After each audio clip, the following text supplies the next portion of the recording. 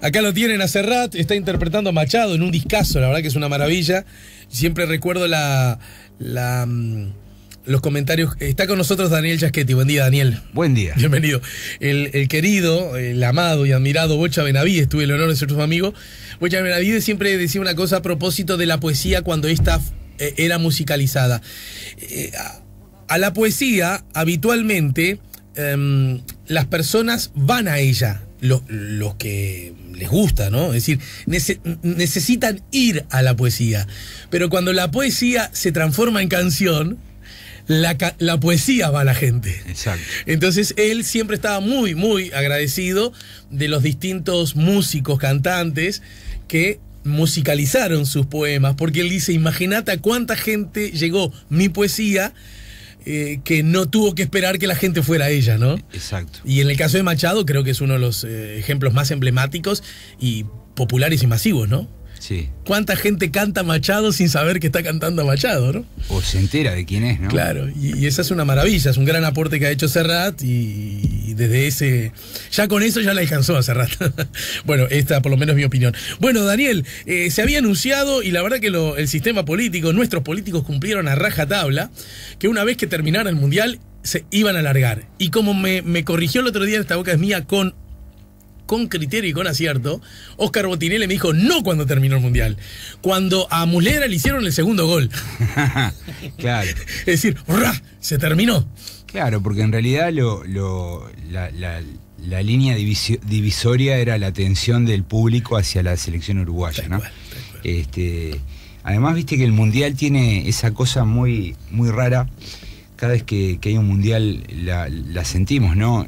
Que tiene una primera parte absolutamente intensa con 3 partidos por día y luego de la primera fase empieza a menguar, tenés cada vez menos partidos y hay como una suerte de abstinencia, ¿no? Hay días que empiezan a haber días que no hay... ¿Cómo que no hay partidos? No hay partidos, es todo muy raro y cuando escuchás que, bueno, faltan 16 partidos, faltan 8, faltan 4, y bueno, al quedar eliminado Uruguay es lógico que empezaran a ocurrir distintos hechos, ¿no?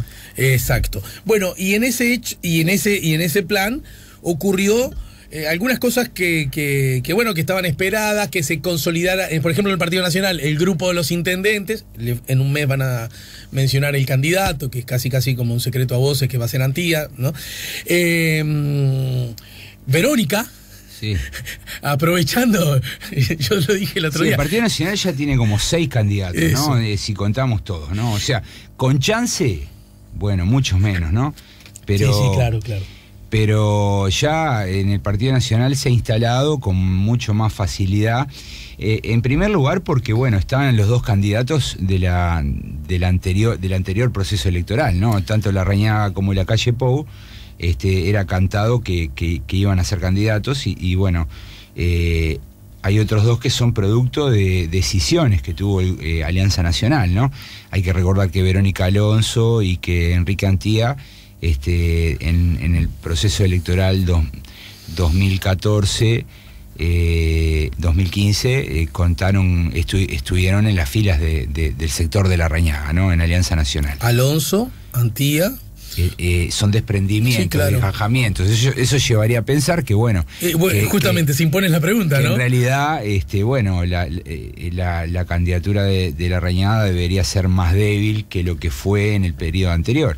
Sin embargo, eso no está del todo claro, porque no sabemos si estas candidaturas van a cuajar, si van a conseguir asentarse en la competencia. Sabes que hay como un ABC de salir a competir, que consiste en primer lugar, bueno, anunciar la candidatura, en segundo lugar, establecerla, y eso supone que todo el mundo se entere. Y para que todo el mundo se entere, bueno, hay que hacer campaña, hay que recorrer el país. Hay que gastar dinero. Hay que gastar mucho dinero y luego hay que ver cómo la gente lo toma, ¿no? Cómo se van distribuyendo las preferencias. Entonces, por el momento no sabemos si esto le va a hacer mucho daño a Larrañaga. Por otro lado, bueno, todas las encuestas muestran que el favorito es Lacalle Pou, pero este año ocurrió algo pocos esperábamos, ¿no? Nosotros veíamos a Larrañaga como un político que ya no nos sorprendía, ¿no? Como que ya era muy previsible, ya sabíamos lo que iba a decir, como que veíamos que tenía un techo, pero este año ocurrió algo importante, ¿no? Es decir, Larrañaga tomó la decisión de apostar fuerte, lanzar un plebiscito, salir a juntar firmas. Eso movió el tablero político. Yo creo que es una prueba de que la política es un arte, ¿no? Uh-huh. Y si se juega bien se pueden cambiar las cosas, ¿no? Uh-huh. Y eso, puso contra la pared a la calle Pou, porque en filas de la calle Pou algunos empezaron a firmar y a apoyar la iniciativa de Larrañaga, pero la calle Pou dijo que no. Entonces, ahí hay como un escenario un poquito más favorable a Larrañaga, pero hay que ver cómo avanzan. Teóricamente, eso siempre lo decimos los politólogos, ¿no?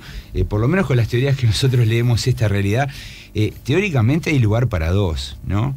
No más. Claro, porque hay un solo cargo y los estudios empíricos muestran que cuando hay un solo cargo en disputa, lo normal es que haya dos grandes competidores. A eso se le llama equilibrio, y siempre repetimos, ¿no? Lo que no lo coordinan los dirigentes y los candidatos, lo coordina la gente.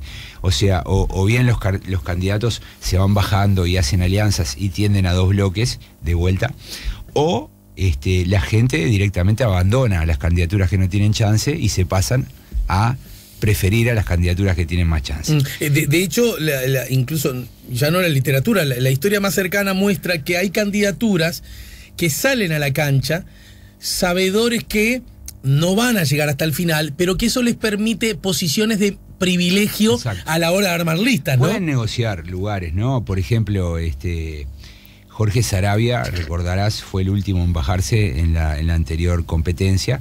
Saravia había sido parte del espacio 609, había sido electo senador por el Frente Amplio.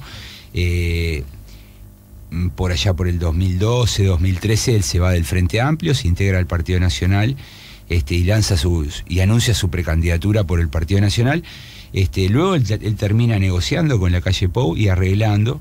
Se transformó en el suplente del Senado. Uh-huh. El suplente es Jorge Saravia. Que en realidad no le salió bien, porque la calle Pou, en definitiva, no resultó electo presidente, pero si hubiera sido presidente, Jorge Saravia hubiese sido el primer senador. Claro. Del sector ganador, ¿no? Entonces, es de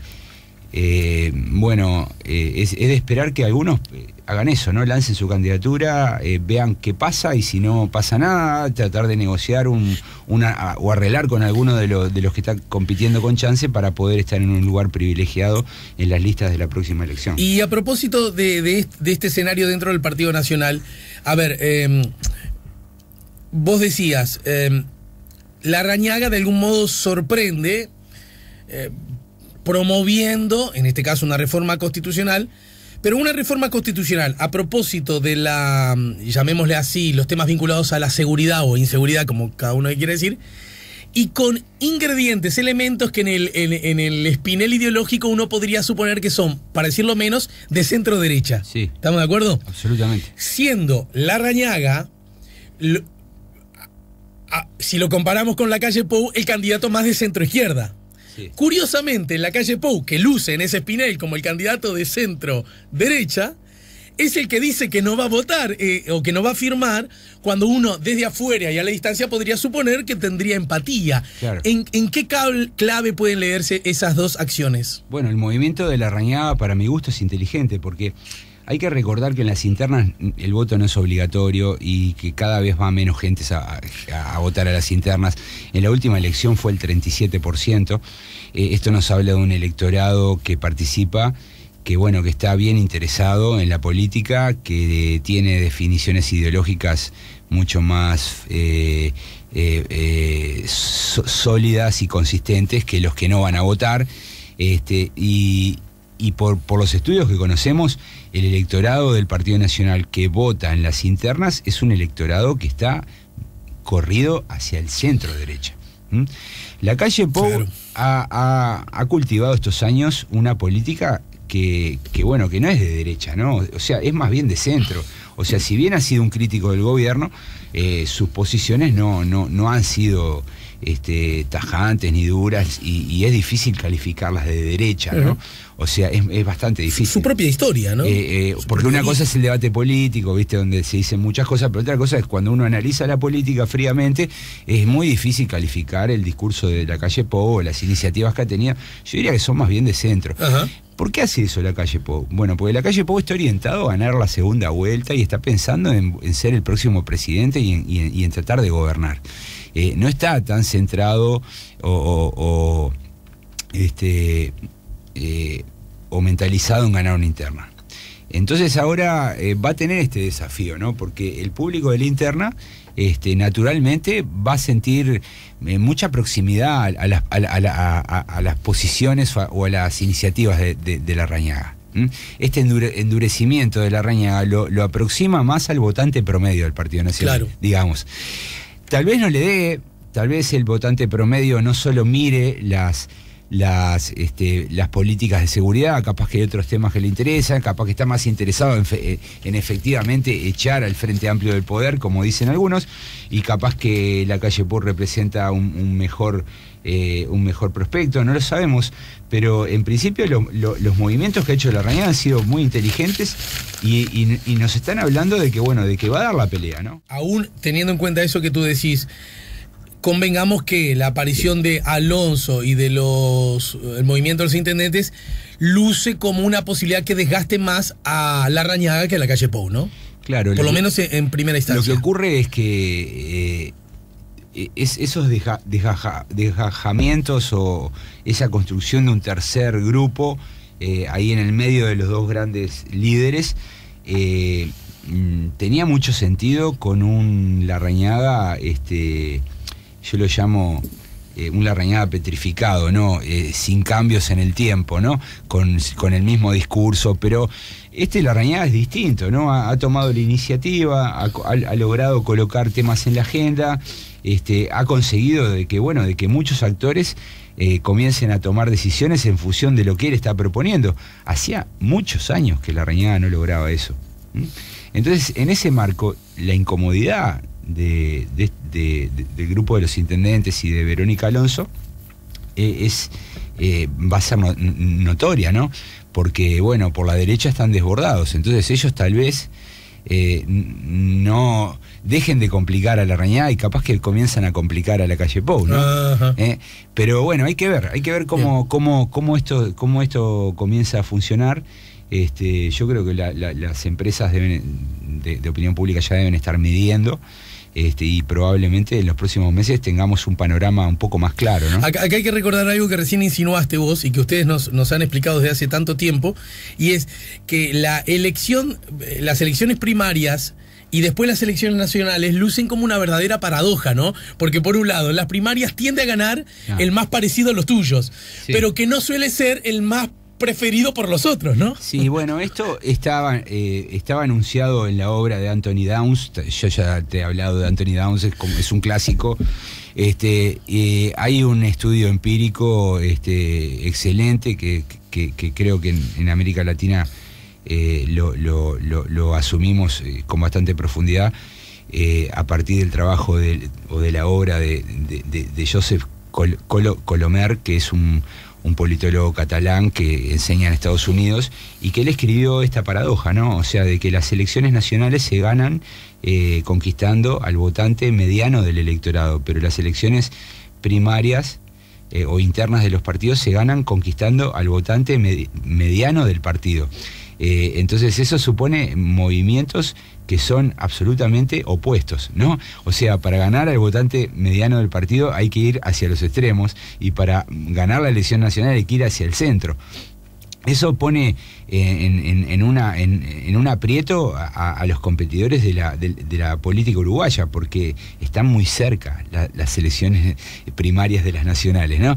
Entonces, si en las primarias vamos hacia los extremos y tenemos un discurso más duro, luego nos va a faltar tiempo para ir hacia el centro, en octubre. Recordemos, entre junio y octubre hay solamente 4 meses y ese tiempo a veces no es suficiente como para moderar las posiciones. Y bueno, hay un estudio de Rafael Piñeiro y Daniel Buquet que muestran con mucha claridad cómo, por ejemplo, en la elección del 2009, la calle Padre le ganó a Larrañaga porque fue capaz de captar ese electorado de centro derecha que vota en el Partido Nacional. En la elección del 2014 no conozco ningún estudio, había una tesista que lo estaba haciendo pero no lo terminó. Parece bastante claro que la calle Pou... una tesista. Sí, una estudiante tesista que estaba terminando su tesis sobre ese tema. Pero me gustó lo de la jerga de la academia. Claro, sí, el estudiante que hace tesis es un tesista. Pero lo que parece bastante claro es que en el 2014 estaban muy próximos, porque acá no es como lo ve un politólogo, sino cómo la gente ve a ellos, ¿no? Entonces la gente los veía muy próximos a la calle Pou y a Larrañaga. Y en ese marco de proximidad estaban casi en la misma posición, por lo tanto no se sacaban diferencias. La campaña de la calle Pou, que fue extremadamente innovadora con esta idea de por la positiva, hizo una diferencia y terminó ganando. Bien. Entonces, bueno, hay que ver cómo funciona todo esto en esta próxima elección. Yo me animo a creer que va a funcionar y que va a ser una competencia más reñida de lo que pensamos. ¿Te referís a la interna? ¿O te referís? Digo que va a funcionar esta forma de lectura, estos anteojos teóricos, digamos, y que en definitiva lo que vamos a ver es una disputa fuerte entre la calle Pou y Larrañaga. Bien. Sin chance para los otros. Ajá, sin chance para los otros. El movimiento de los intendentes, me consta, el plan que tienen es desplazar a Larrañaga. Bueno, sí. ¿Verdad? Ser ellos los que le compitan a la calle Pou. Bueno, es lo más sensato, porque el que está establecido es la calle Pou, ¿no? La calle Pou está muy fuerte y bueno, cualquier intento... me imagino que Verónica Alonso debe tener la misma intención. Bueno, y también se habla, ese otro secreto a voces, que a la corta o a la larga el movimiento de los intendentes con Verónica seguramente van a armar algo en conjunto. Sí, bueno, ahí hay un problema también de las apetencias personales. Claro. Yo veo tanto a Enrique Antía como a Verónica Alonso con mucha ambición, ambición en el buen sentido, ¿no? De que quieren ser candidatos presidenciales. Entonces eso va a obligar a hacer renuncias y bueno, tal vez se den, pero por el momento como que se les ve muy convencidos, ¿no? Después pasemos un segundo al Frente Amplio, porque en el Frente Amplio vos me tenés que ayudar, Daniel. Me da la sensación que a propósito de posibles candidatos están ocurriendo cosas que creo que nunca antes ocurrieron, ¿no? Están como diciendo, a ver quién quiere, y luce, yo lo tiro simplemente para molestar. El Frente Amplio ya tiene un precandidato natural, entre comillas, que es el actual intendente, que no solo está teniendo una gestión que está siendo relativamente bien vista por los ciudadanos de la capital, no solo que tiene un know-how, porque bueno, ha sido senador, ha sido ministro, ha estado en ANCAP, tiene una trayectoria en el ámbito privado, pero también dirigente sindical, lo que le permite tener como visiones sobre el mismo asunto con sombreros distintos, que eso siempre enriquece una lectura, pero que además, según las encuestas en general, luce como el candidato que estarían prefiriendo los frente amplistas. Exacto. Alguien podría decir entonces, papá, tenemos uno que reúne muchas cosas que ya muchos quisieran reunir. No lo estoy diciendo yo, ¿se entiende, no? Sí. ¿Qué necesidad de andarle buscando uno para que le peguen los tobillos? ¿Desde qué lógica puede entender esa? ¿De una lógica macroelectoral que ayuda a que el Frente Amplio gane la elección?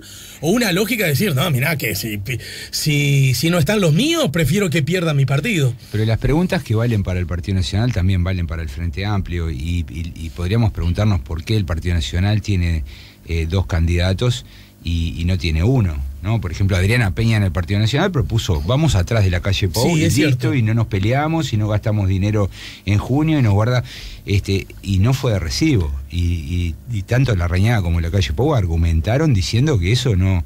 O sea, la competencia dentro de los partidos es natural y eso responde a visiones distintas del Uruguay, del mundo, preferencias políticas diferentes, ¿no? O sea, yo no creo que sea lo mismo Daniel Martínez y su entorno vinculado al Partido Socialista que por ejemplo, el MPP, o los sectores más a la izquierda. ¿Qué es lo esperable que suceda en el Frente Amplio? Bueno, que también haya 2 candidaturas que una vaya más por el centro y otra vaya más por la izquierda, ¿no? Por la Martínez por el centro, digamos. Exacto. Martínez, yo diría, Lacalle Pou y Martínez son los dos candidatos establecidos. El resto son desafiantes. Y así como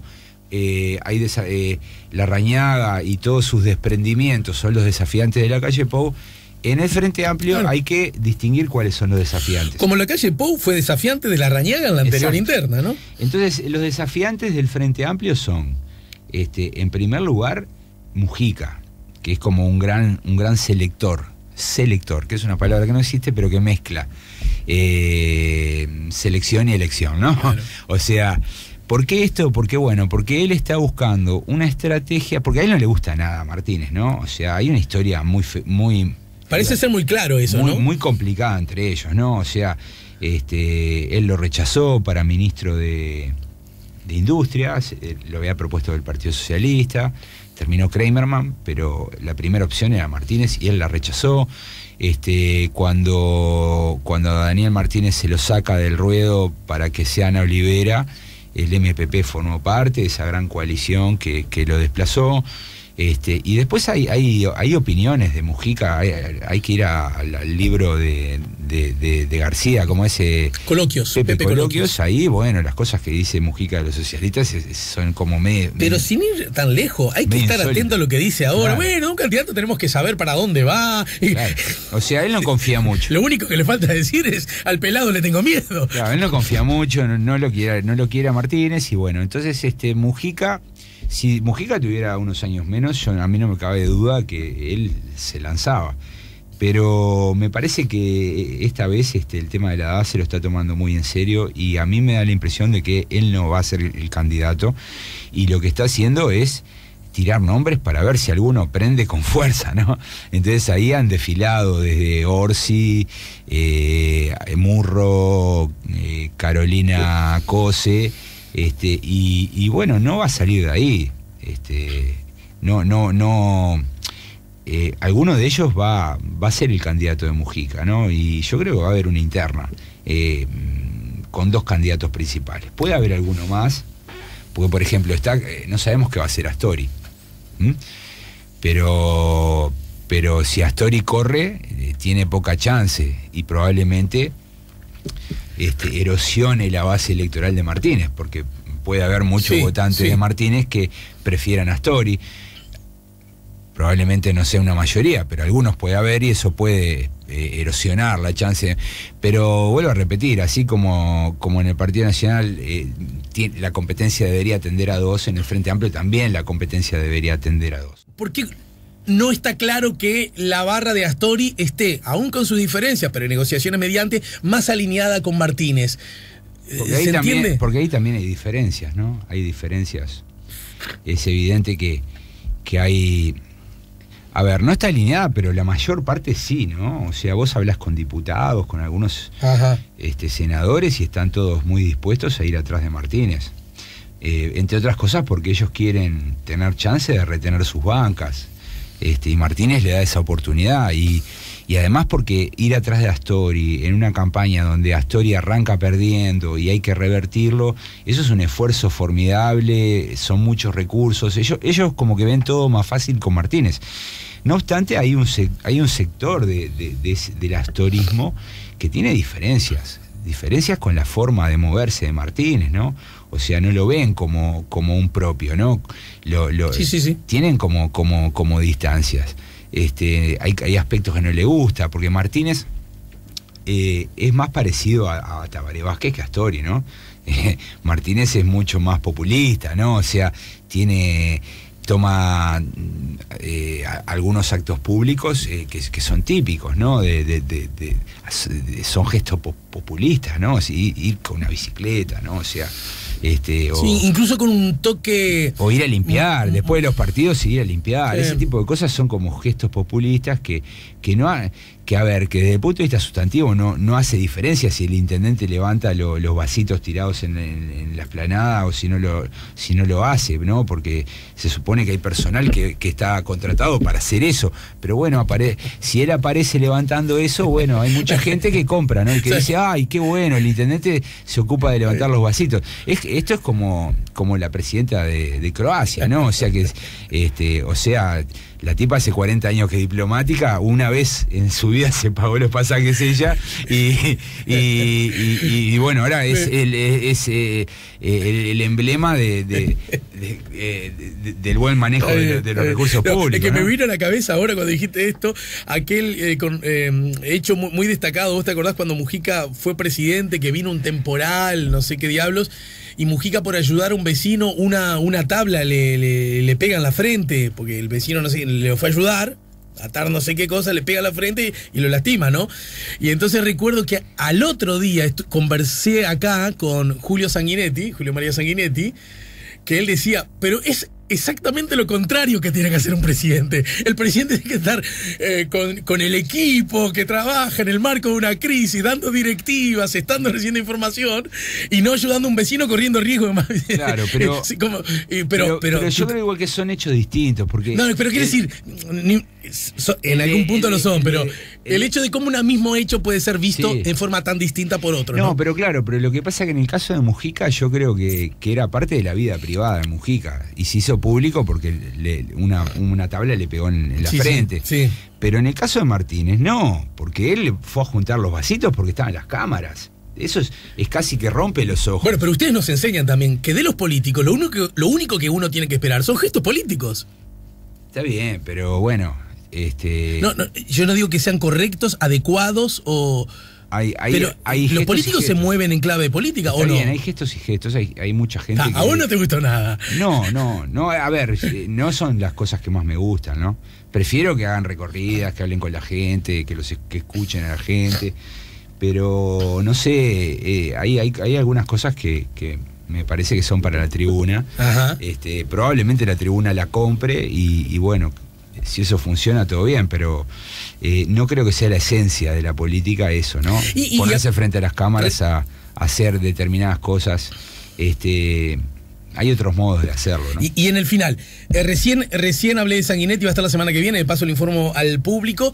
Movió un poco la aguja de la interna del Partido Colorado, ¿no? Mejor dicho, en la intención de voto al Partido Colorado, ¿no? Sanguinetti yo creo que es consciente que el Partido Colorado se enfrenta a la elección más difícil de su historia. Porque la peor elección de la historia fue la del 2005, perdón, donde el partido quedó reducido a un 10% del electorado. Luego apareció Bordaberry, lo llevó al 17%, y luego en la segunda comparecencia electoral de Bordaberry bajaron al 12%. Que en términos comparativos me acuerdo que Amorín Valle dijo, esta es la peor de todas. La que viene. Refiriéndose a esa, creo que cobrándole algún boletito claro. a Pedro, porque él decía, la otra, bueno, votamos horrible, pero veníamos de la crisis y éramos nosotros los gobernantes. Pero la diferencia es que, bueno, tiene la salida del principal líder, que no va a estar Pedro Bordaberry, que bueno, que si bien había mostrado un techo, era una figura que concita atención y que tiene votantes, y no va a estar Pedro Bordaberry. Entonces, esa ausencia no ha sido todavía completamente cubierta, y bueno, ahí también hay mucha incertidumbre. Las encuestas de opinión le dan muy mal, ¿no? O sea, el Partido Colorado mide más o menos lo mismo que el Partido de la Gente en muchas mediciones, 6, 8%, ¿no? Es una intención de voto muy bajita. ¿Pero Sanguinetti podrá ser candidato? Bueno, yo creo que Sanguinetti no va a ser candidato, pero él está trabajando para que el partido se ordene, ¿no? Y eso a veces es importante, ¿no? Hay toda una labor para tratar de que, bueno, de que los políticos entiendan de que hay que formar proyectos, unirse, no pueden ser muchas candidaturas. Ya está establecida la de Fernando Amado y probablemente esté la de Talvi. Amorín dice que va a correr, capaz que esas son las 3 candidaturas, capaz que hay alguna otra novedad. También acá deberíamos esperar que esto esto se incline, se acerca al número 2, ¿no? Efectivo, ¿no? Y ahí me parece que bueno, que hay que ver cómo se ubican los candidatos, ¿no? Y ya podríamos decir lo mismo que se ha dicho. El principal enemigo del Partido Colorado, de todos modos, no es el Frente Amplio, ni es el Partido Independiente. El principal enemigo es el Partido Nacional, que le ha comido buena parte de su electorado en las últimas 2 elecciones, y ahora el Partido de la Gente, ¿no? Le está robando, ¿no? El Partido de la Gente se consolida, ¿no? Y yo creo que las fugas vienen por todos lados, ¿no? Vienen en el interior, en Montevideo, hay fugas por la derecha, por el centro. Entonces, me parece que Sanguinetti se dio cuenta de eso y está trabajando para que el partido comparezca con 2 candidatos que sean por lo menos votables, ¿no? ¿La elección se va a definir en el centro? ¿Eso podríamos sostenerlo? Siempre las elecciones en democracias normales, establecidas, se definen en el centro. Y yo sigo apostando, algo que ya dije acá, ¿no? Que para mí lo más probable es que lleguemos al final del recorrido con una segunda vuelta entre un candidato del Partido Nacional y otro del Frente Amplio, que para mi gusto deberían ser Lacalle Pou y Daniel Martínez. Muchas gracias, Daniel. Como siempre, un fuerte abrazo a vos y a los tuyos. Gracias. ¿Sí? Señores, como siempre, en el 98.7, Daniel Giaschetti nos ayudó a poner la mañana en camino. Ya volvemos con La Mañana en Camino.